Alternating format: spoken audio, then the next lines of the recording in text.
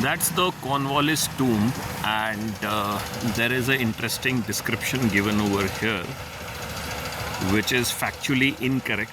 Now basically what happens is that people come over here, they visit the monument, and then they read what is written over here. It's written in English as well as Hindi, and they take it as a gospel truth because it could have been written by some experts, and here is why it is wrong.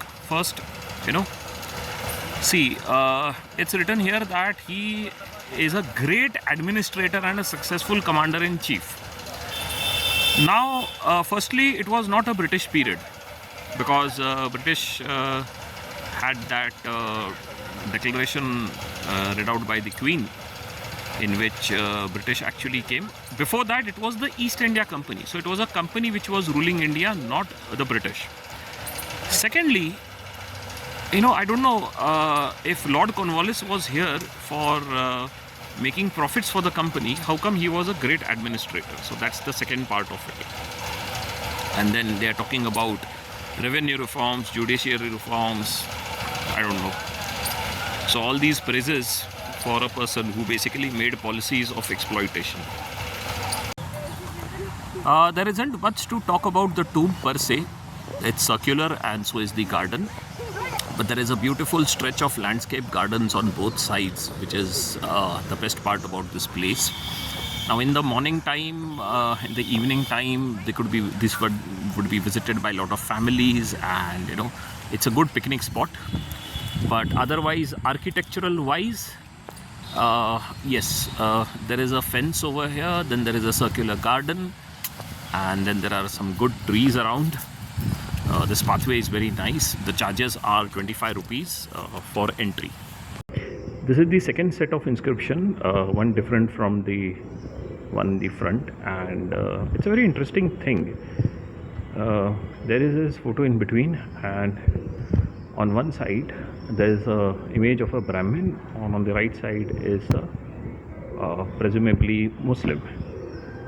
And then it talks about that he is a knight of the most noble order of the Garter. That must be a title, and he was the general in His Majesty's army.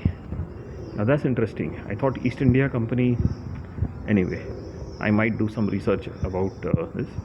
And this monument was erected by the British inhabitants of Calcutta. Okay, so since this was his place of death, and there's a lot of other high praises written. So this tomb itself is circular in shape, pretty small considering his stature. And on the outside there are these massive pillars which are again in a circular shape, and this is how it looks like.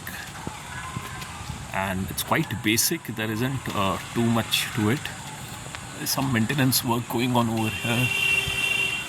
That's one small entry to the top.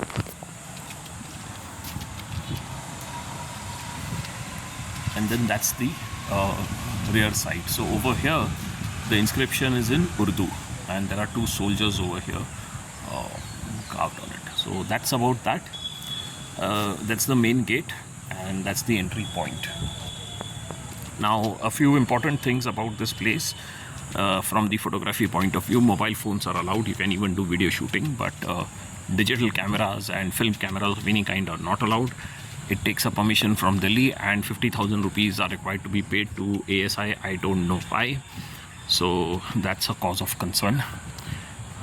Maybe some mindset change will make things better.